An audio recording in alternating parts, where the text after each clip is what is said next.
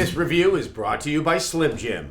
The Devil May Cry series debuted in 2001, and it reinvigorated the hack and slash genre with the use of guns and these stylish combos you could seemingly chain into eternity. Now we're in 2013, and it's getting a reboot, but most of the attention seems to be centering on the redesign of the central character Dante. He's no longer the platinum-haired biker who says badass things. He's got dark hair, he wears a tank top. Does that mean he's an emo milquetoast? Segue into this! You wanna fight? I like it rough. Personally, I would have preferred an emo Dante. He would have been quieter. I'm taking you off the air. Devil May Cry, or DMC if you're busy, has returned and sets forth to honor the dubious legacy of its predecessors with fast-paced combat focusing on chain combos, a secular reappropriation of Judeo-Christian mythology, and a main character who, while distinct from the original, is every bit an empty adolescent power fantasy. Bad day for a hangover. Hell may not be other people. It may be just spending 15 hours with him. Get your filthy fucking claw off my trailer. When Dante isn't yammering, being affected, or just plain surly, there's some fun to be had in Devil May Cry. And the game makes a point to give you many tools to dispense enemies with. At any time, you have access to 3 melee weapons and 1 ranged. Dante begins with and always has access to his sword Rebellion. In addition, he has 1 angelic and 1 demonic weapon, which are selected by the right and left triggers. Each weapon has a fast and strong launching attacks, as well as grab and pull mechanics, in addition to a nice array of unlockable combos. Suffice to say, you have a lot to play with here. And even with the more accessible combos, you can pull off some visually impressive moves that are truly satisfying. The more complex combos feel reserved for a more particular and dexterous set of players. The combat is so fast that clarity of thought is required to identify the right opportunity to execute such moves, and amidst all the chaos, those moments are infrequent. Late in the game, when switching between weapons becomes more essential, a slight delay in depressing the trigger and getting the corresponding weapon to respond does become an issue. A host of suave, death-dealing moves is meaningless without a strong variety of enemies to practice on, and DMC does a nice job of providing the player with a collection of oddball demon spawns to tear apart. While the enemies never cease to look interesting, as the game progresses, newer baddies begin to require specific weapons and attacks to take them down. In this instance, evil Avatar Lady needs 1 attack from 1 particular angelic weapon to break down her shield. This nasty oversized toddler only can be injured in the belly, and this fellow is only vulnerable in the back. This guy is red, so use a demonic weapon. He's blue, so go angelic.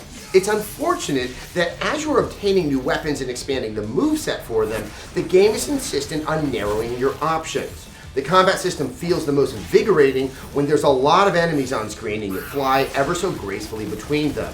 The later game focuses more on grouping together 2 or 3 high-level enemies who require particular attacks from separate weapons at select moments. It's hard, but not in a fun way, and the process starts to feel turgid and sluggish and lacks any sense of surprise or invention. I found myself returning to earlier levels to recapture the sense of fun and discovery in the combat at the beginning of the game. The levels themselves are a mixed bag. The game primarily takes place in DMC's odd iteration of Limbo, more or less an excuse to take the already arbitrary and bizarro Earth of the game and make it all the more arbitrary and bizarro. Warehouses become warehouses with floating platforms. The carnival becomes more evil and malevolent. While it can be visually impressive, they tend to have minimal bearing on the gameplay, becoming just a background that reinforces the tone, that this place is crazy. Just doing God's work. This conceit does allow for some fun and challenging platforming sequences, especially this instance that makes television graphics your primary obstacle, an effective metaphor from my previous career. Outside of that and a few other key sequences, the environments become increasingly uninspired the more the game goes on. Where the game truly proves itself to be alienating is the writing. I will rip open his chest with my bare hands and feast on his beating heart. To be fair, Ninja Theory has made this the most understandable Devil May Cry game, but it works to the game's disadvantage because it highlights how uninteresting it is. So that's what this is about. You need me to fight the demons, help you save the world. The world is run by demons that mankind can't see, enslaving them with mind control that will be revelatory to anyone who hasn't seen They Live or The Matrix. He controls everything. To Mundus, the world is a factory farm for human souls. Dante and Virgil, reunited brothers who dress from different aisles at H&M, are born of demon and angel parents, and they are the only two that can defeat Hell's forces, and so they set out to do so. We are Nephilim, the only ones that can slay the Demon King. Good. The narrative just proceeds where it will, without any accountability to logic or character development. Dante, wait!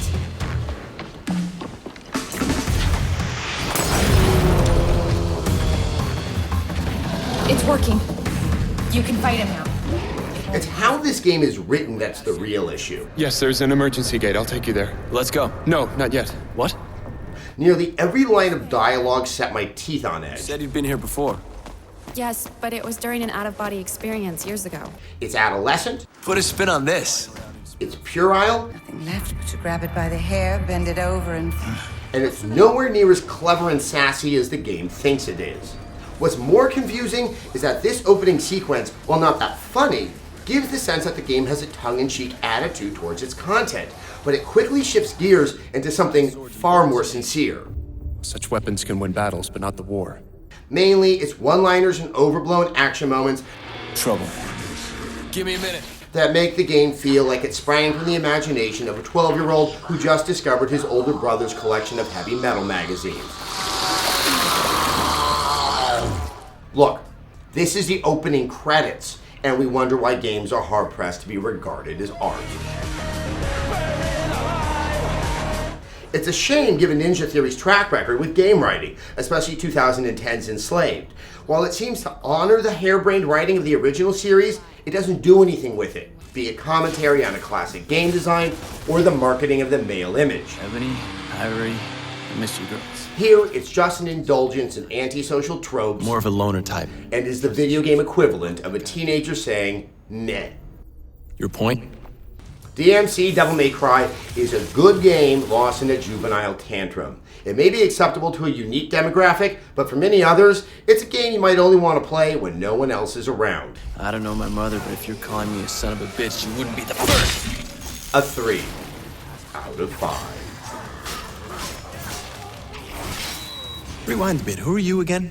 So, yeah, didn't exactly float my boat. I do have a funny feeling, though, that this is going to be getting review scores that are all across the map, and I have a feeling you're going to want to add your 2 cents in as well. Perhaps you're doing it right now. Well, that's down below, but make sure to see future reviews by subscribing to Rev3 Games at youtube.com/Rev3Games. And I'll see you again soon with another opinion.